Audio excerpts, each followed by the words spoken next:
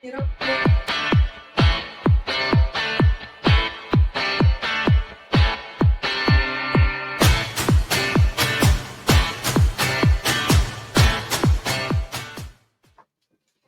Good afternoon. This is Global Global dossier. Dossier Power, Truth, Politics. On this program, today is Palm Sunday, April the 13th. I'm here sharing this program with my friend Salim Daher, who is going to explain things of this week, especially in politics in the US and in Venezuela and several parts of Latin America. Today, there's elections day in Ecuador where the Ecuadorians are taking the decision if they let go themselves to communism and narco trafficking or they want to stay in the right place of democracy, liberty, law, and order. That is correct, my dear friend. Today, Latin America, in this case, it is personified by Ecuador, but Latin America stands at a crossroads. And it stands at a crossroads because one of the most important countries in the region has to choose whether they cave once again to this leftward swing, which has destroyed so many countries in the region, including, but not limited to, Venezuela, Cuba, at times Argentina, but they're climbing out of that hole, and Nicaragua, which is under a brutal dictatorship, and amongst them other countries in the past which have suffered under leftist rule to a certain extent, Colombia right now. But the truth is that Ecuador stands at a crossroads, and this decision will probably shape the future of their country for the next 10 to 20 years at the very least. So, to all my Ecuadorian friends and our Ecuadorian friends, we implore you that you go out to vote, that you exercise your right to vote, and that hopefully you will be voting on the side of democracy, of freedom, of true progress, and for Daniel Noboa, who is taking a stand against the drug trafficking organizations which are attempting to infiltrate your country and which have been the cancer of this region for decades. Yeah, especially Mr. Daniel Noboa is running against Luisa Gonzalez. This lady is no other than the mother of one of Mr. Correa's son. That's basically, she's just a representative of the drug cartels that are running Venezuela, Colombia, Ecuador, and Mexico, and all are those paying for this weird campaign. But the thing is that Mr. Novoa respects the rule of law and he's trying to hang tight there. For all the Venezuelan friends that live and vote in Ecuador, go out to vote. If you're a Venezuelan that live in Ecuador but you're not registered to vote, just try to help and go to the voting polls to get some water, food, chewing gum for the people that are there because it's going to be a long night until we get the results. At this time, what I've read in different news outlets is that Mr. Novoa and Mrs. Gonzalez already voted. It seems to be fair and peaceful, but we will see because with this narco communism, nothing is out of reach, and that's the difficult part in that. Yes, and it's worth noting that for all of our non-Latino viewers, that Latin America has always lagged behind in terms of development versus the United States or other former colonial nations because of many factors. For one, there is, of course, the fact that there's no truly strong institutions in any country of the United States. I'm sorry, in any country of Latin America versus the United States. The rule of law is not respected.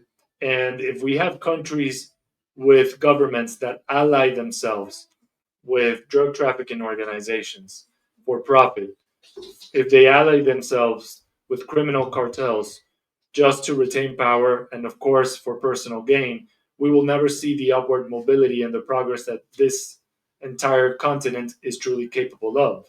And this, of course, presents an incredible problem to the United States, which has seen an uptick in illegal immigration precisely because of countries like, for example, Venezuela, where drug trafficking organizations are directly embedded to the structure of power in the country.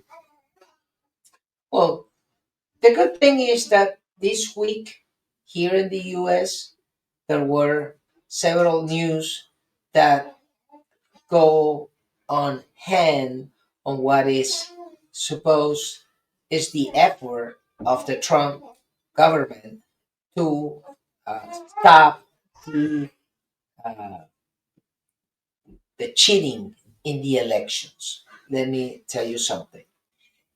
For instance, in Arizona, there's a whole bunch of voters that are taken out of the voting roll because of a lawsuit. In another way, Mrs. Uh, the Tulsi Gabbard. Mrs. Tulsi Gabbard, the director of the National Intelligence Director, she told President Trump this week on the cabinet meeting, that they have the proofs that they need to show how the cheating is done in the U.S. elections, and they want to go all forward against the cheating of that, especially with the machines, especially with the software, because the machines were made in China and the software was made in Venezuela, but the Democrats are the one who made the contracts for these companies to be handling the elections in the US since 2006. And that it's coming out to the light of everybody to see. Yeah, so per the Economic Times, the exact quote from Director of National Intelligence Tulsi Gabbard was, "We have evidence of how these electronic voting machines have been vulnerable to hackers for a very long time, and vulnerable to exploitation to manipulate the results of the votes being cast, which further drives forward your mandate," this, of course, referring to the president, "to bring about paper ballots across the country so that voters can have faith in the integrity of our elections." This goes to show that the person in charge of all national intelligence, so the person who watches over the CIA, NSA, TSA, etc., will be diverting a substantial amount of their efforts into assuring election integrity. And it not only starts, of course, by checking the machinery, where are these machines fabricated, what source code is embedded in them, whether it's from Smartmatic, Dominion, or Sequoia, or any of these previously questionable actors. But furthermore, we see now that Congress, especially the House of Representatives, during this week approved a law or a bill that's being sent over to the Senate for discussion that demands that every single person who decides to register to vote in the United States needs to do so by presenting in federal elections, needs to do so by presenting proof of citizenship. And of course, we now see that the Democrats being in outrage, calling this law racist, that it somehow limits access to women and minorities to obtain a driver's license, or somehow calling this voter suppression. But I would say it's precisely the opposite. It is, in fact, ensuring that our voters are the ones that decide elections and not any external actors. So the good thing is that if you see that the Democrats are screaming like a truckload full of pigs, because the new rules are that you have to request proof of citizenship and photo ID of everybody that wants to vote in a federal process, either for Congress, Senate, or the president, that means that you are going and doing the right thing. Because that's only the case when the Democrats are screaming. It's because something affects their outcome that they want, and that is cheating. The other interesting this week is that President Trump and Mr. Pete Hegseth, he went to Panama. And they basically, the United States is regaining the control on the Panama Canal. Why? Several things. First, the Chinese got in a soft way and they got control of the two major ports, one in the Caribbean and one that goes to the Pacific, and they took that out. Now the Chinese government says that they are not going to sell the company that handles the ports, are not going to sell to BlackRock. But what really happened this week is that Mr. Hegseth talked to the Panamanian government, and they are giving the security of the canal to U.S. troops. They don't say that they're going to put some bases, but the reality is that U.S. troops are going to Panama. First thing. The second thing is that the U.S. requested the Panamanian government to take all the Chinese the control of the ports, all the Chinese control of the bridges that are going over the canal, because they had control of that. They say, we don't want Chinese in the bridges because we don't want them to explode that and block the canal if something happens in Taiwan. The third thing is that they requested the Panamanian government that they have to take away all the Chinese suppliers of items for the maintenance of the canal.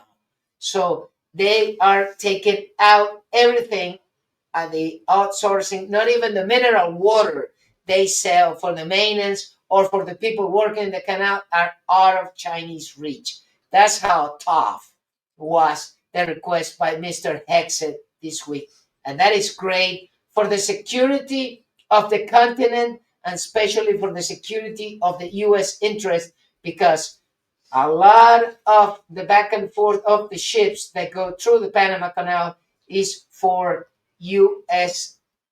ships or U.S. ports, that all the shipping movement it's going. So that is taking in a very hard stance this week, even though the Chinese are also screaming like a truckload of pigs because of the tariffs that are being placed by President Trump of 145%. So this is a war in development, and I think Mr. Trump has a better hand to play, especially when more than 70 countries, they are in line at the Department of Commerce and the Department of Treasury to get the better deal for themselves and a better deal for the U.S. and stop with the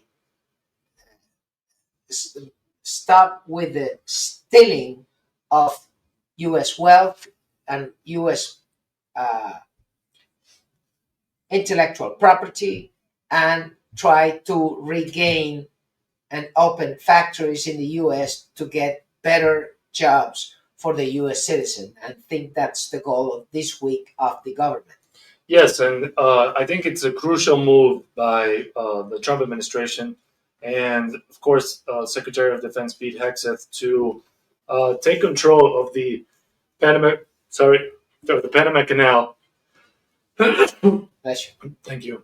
I think it's a wise move from President Trump and Secretary Hegseth to take control of the Panama Canal, because a critical shipping route such as this one, that for some reason was allowed to be controlled by the Chinese, presents one of the biggest hazards for any kind of shipping and trade disruption, which the Chinese only need to make a phone call, and it could cause unseen havoc and unseen repercussions in this country and throughout Latin America.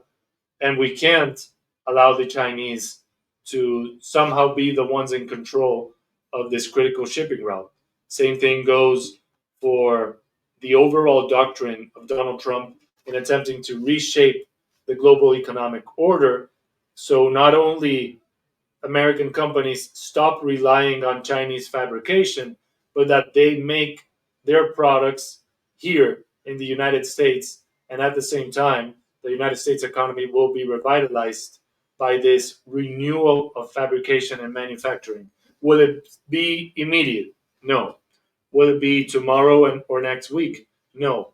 But it is happening at a much quicker pace than we anticipated.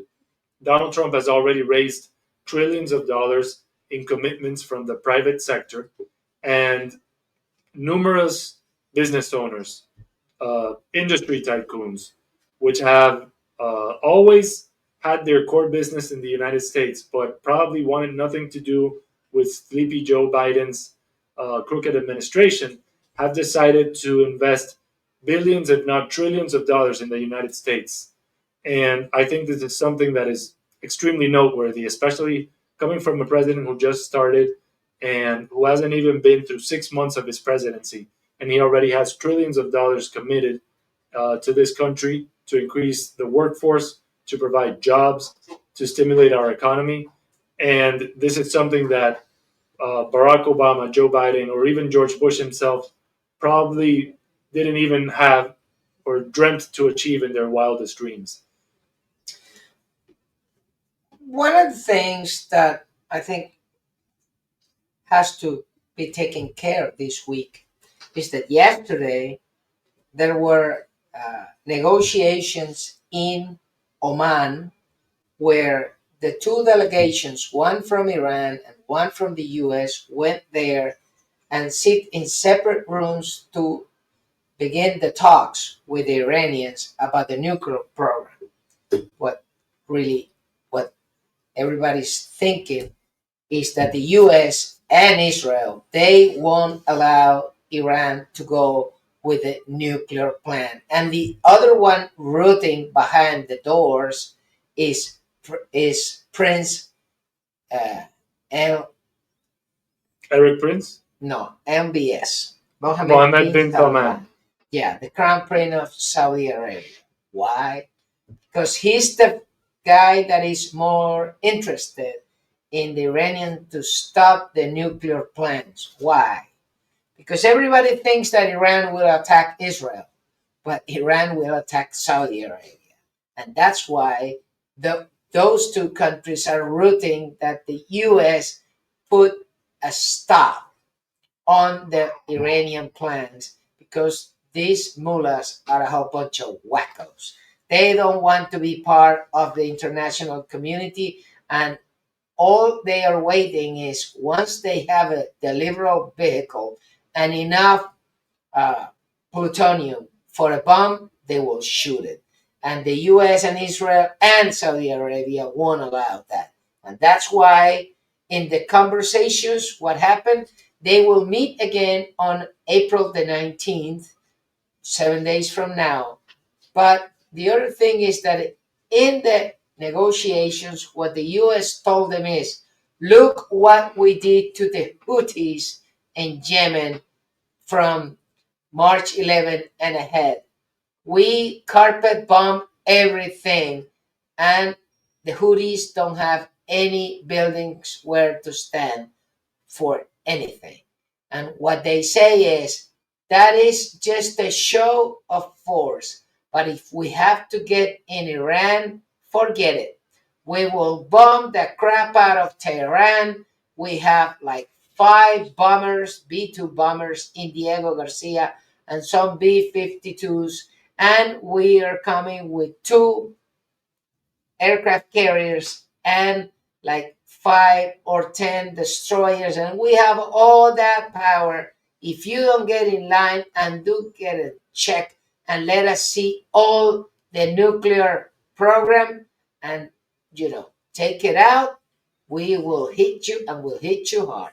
So that's basically what were the conversations, but with some, secret details that hasn't gone out to the press. But if this is what we see out, just imagine what happened in the closed door negotiations. So that's the good thing. And the other part is that when they meet in 7 days, probably the Ayatollah, Mr. Khamenei, will have something to say. We will see. And we can't stress this enough that it is of the utmost importance that regimes such as Iran, such as the Taliban, or actors such as Hezbollah, Hamas, or Al Shabaab, Boko Haram in Africa, or Abu Sayyaf, or any ISIS remnants, any of these radical jihadists, or the Chavista regime. That too. It is of the vital importance that they do not obtain nuclear weapons. And that is exactly what this deal, which at the time, Barrio from Chicago tried to sell everyone on the idea that he was creating a great deal for Iran, and all he did was unlock billions of dollars for them in exchange for a so-called safe nuclear program that they eventually still used to make progress on any possible weapons.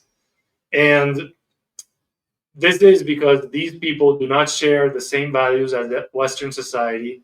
They don't respect any differences. They wish to continue with their Sharia or Caliphate law and continue their sacred or so-called sacred war against the rest of the world who might not share their ideology or their faith, and they want to use nuclear weapons to do this.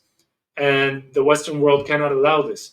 Just as in Afghanistan, no presence of the Taliban should be allowed to go into Pakistan and influence the government there, because Pakistanis currently do possess nuclear weapons and they are a US ally, at least on paper.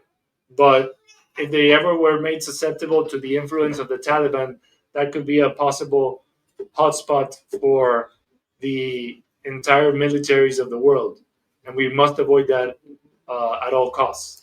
So talking about the Taliban, what happened this week is that an Indian network published that this week a C-117 cargo plane went there with a whole bunch of U.S. officials and the number two in the CIA company to visit the Taliban, and the speculations is that the Taliban are going to return the Bagram air base to the U.S. because, like every thug, they just want money. And since Mr. Biden sent them a lot of money for these last 4 years, so probably those conversations are ahead. And President Trump said that he wants Bagram back, and we will see. But that's the other news that nobody paid much attention to, that because I read it on an Indian news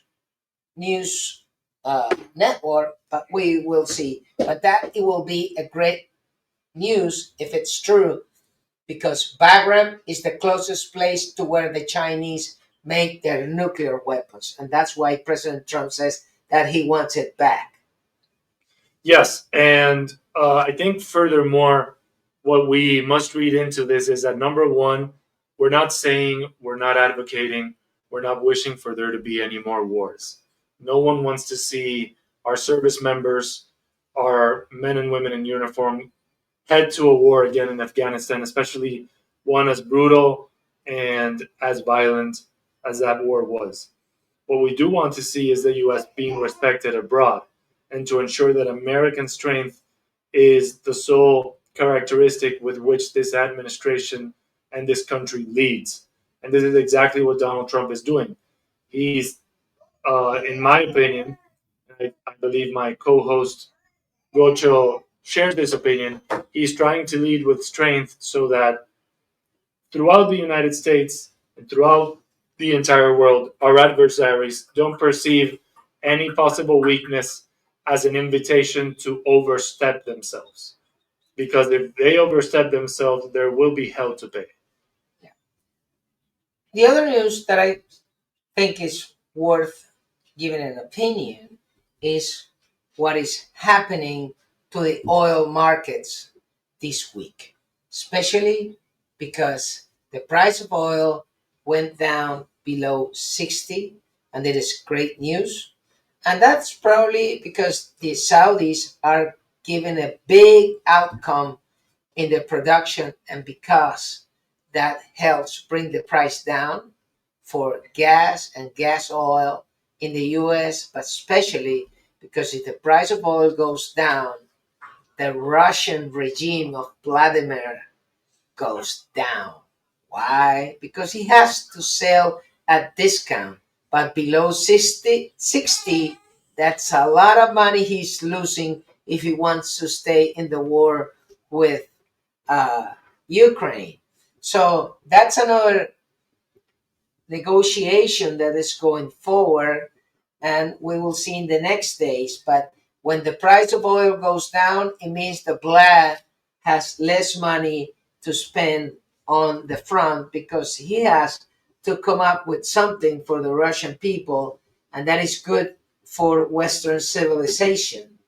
The other good thing is that even though the oil is down, and that's a big deal for the Chinese, but with 124% of 145% of tariffs, that is not great. And one of the things that I would like for uh, in a future another program is that if you can bring your friend William Quantum, it's a oil expert from Norway, so he can give us an opinion of how is the oil market going on, but from an European perspective. Because here in America we see something, but he's over there in the north, and we would like to see and hear from him how is it going on in the oil market, especially because these days you see the European markets going bananas because of the trade war, and not only the trade war, but the what it's called the trade tariffs that are going on with for from the U.S. to all the people that they want to sell in the U.S. stuff, but they're hitting hard because they don't want to buy U.S. Items, different U.S. products. The only one is the major things they want to buy is technology, some weapons, and some gas and some oil, but they don't want to buy US made products. And that's one of the things that Mr. Trump wants to come out with new factories for new US made products. And so, since that is the issue for the Europeans, I would like to hear your friend William Quantum how is his opinion. That's you. And yes, William from APTEC, very successful guy, very hard worker. We would love to hear your opinion on how the European oil markets seem to be reacting to this entire shift in the global game. And my friend, I send you a warm hug and thank you for always being there. Appreciate your friendship, and hopefully we'll get to have you as a guest sometime soon. The other thing that I I was thinking that we have to talk to our friends is what is happening in Venezuela these days. The first thing is that the government is running out of money and they are desperate. And they are desperate because they have an election. And even though only 20% of the Venezuelan people think that they will vote, because the other 80% that voted for Maria Corina Machado in July and Mr. Gonzalez, they say that they're not going to that thing. But still, the regime is so worried that they are doing all type of things just to corner people to go to vote in that illegal election that they are calling for. That's one of the things. The other one is that they're doing a great uh, push against people that give an opinion. They have taken newscasters to jail just because they give an opinion that it seems that there are the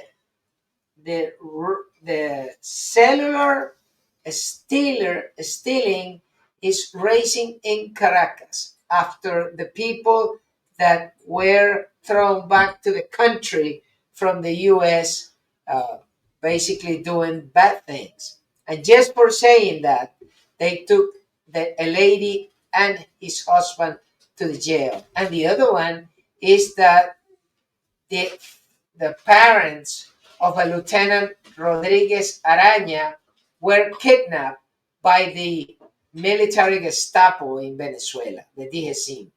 And that is terrible because these thugs, they just want to do harm to regular people because they don't buy their crap. And that is terrible. Yeah, and I think this is a good show of what is truly happening in Venezuela, and that our uh, president having imposed secondary tariffs on the Venezuelan dictatorship definitely shows that the tariffs are working. The entire world has refused to do business with the dictatorship, and it is hurting them. They're desperate for money. They're getting more and more cornered and against the ropes as the days pass by. And no matter how many sham elections they choose to do, we will probably see a breaking of sorts of this regime soon. I'm not saying it'll be tomorrow, but I do think they have a strategy, and that both Donald Trump and Marco Rubio have a strategy for this. And that, furthermore, and my co-host could elaborate, we've seen the Trump administration repeatedly praise and support Maria Corina Machado, who is the undisputed leader of the Venezuelan opposition right now. She is the one who must go all the way to the end, as she would say during her campaign, for the Venezuelan people. And the sooner she does it, the sooner the bloodshed, the hunger, the despair, the poverty, the destruction of our country can be halted. And with the help of the United States, I'm sure this could definitely be a reality very soon.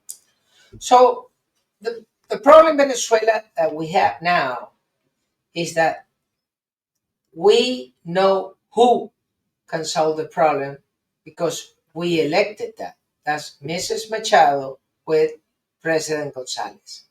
We know what to do because we have to take away these people that have been destroying our country for the last 26 years.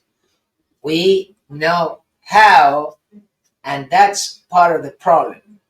We know how in a socialist way. Venezuela has to change from the socialist know-how to the liberal, capitalist, democratic know-how to do business. And that's why we are waiting for Mrs. Machado to do her job. Because one of the things we need to realize for Venezuelans and for foreign investors is how are we going to treat private property? That is something that is not really well defined in the Venezuelan process. That is really sad. In Venezuela, there's no definition of land. It belongs everything to the government. It's like in China or like in Cuba. Because you can buy something, but then tomorrow comes a thug from the government and he can take it out of you, something called expropriations.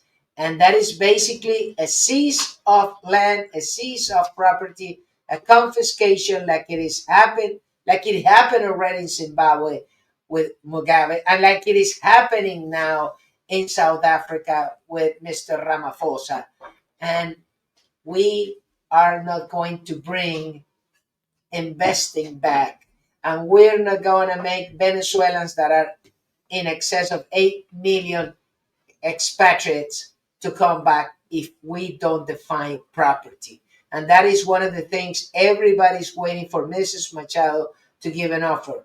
First, because you have to define how do you treat land. And the second one is because the place to get the biggest amount of investments in Venezuela is for the agricultural business. But to define the agricultural business, you need to have loan. And in able to have loan, you have to define property, because that's how it works in a regular society, is that you take your land, you go to a bank, you get a loan for that, and you put your property with a mortgage. But to get a mortgage, you need to define property. And today that doesn't exist because we have a weird Cuban law for the land brought by this crap, Mr. Chavez, and stayed on with this thug Maduro. We need to define that. And that is part of the challenge that Mrs. Machado has to define in order to get back democracy and liberty. Especially, we need a republic. We need liberty, because democracy has been in the game for the last 26 years. We have like 30 elections. But what does it come after stalling elections? Cheating. And we don't have a republic now. That's one of the problems we have. Yes, and the sooner we establish a country that truly respects law and order, and I'm talking about Venezuela here, not the United States, but the sooner Venezuela can create a country that respects law and order, whose institutions truly believe in the value of private property, respect and protect private property, and have this constitutional framework where foreign investment or even domestic investment is taken into account as one of the primary weapons for the repair of the country, the sooner Venezuela will be able to recover itself from this communist nightmare that started over 25 years ago. Well, my friend Salim, thanks for coming to this meeting. We have a little lady there that she's hungry, and we're going to leave it like this. We will see you next week in another program of Global Dossier, Power, Truth, and Politics. And by next week, we will have the results in Ecuador, what happened to that country, what will be their future, and we will also see how this tariff war goes, because I think the Chinese are losing the hand and the US markets will prevail. Mr. Trump will prevail, and those are my votes. Thank you, my dear friend. It's always a pleasure to be here, and looking forward to another edition of Global Dossier. We're in for an interesting week, month, and 4-year period where we will see, hopefully, the world go forth to a better future. And thank you all for listening to us. I'm your host, Salim Daher, and this is my co-host, Gocho.Oficial. See you guys. Bye-bye. Y este programa llega a nombre de nuestros distinguidos anunciantes.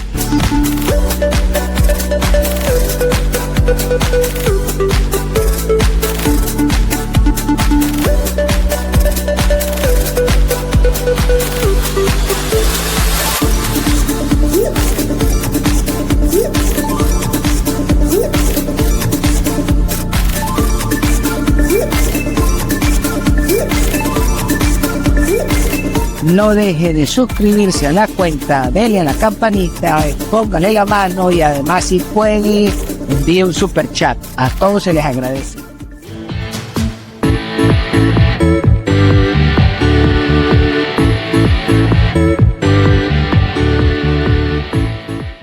Trompa al que quiera, trompa a todo el mundo, trompa a todo el mundo, trompa al que quiera.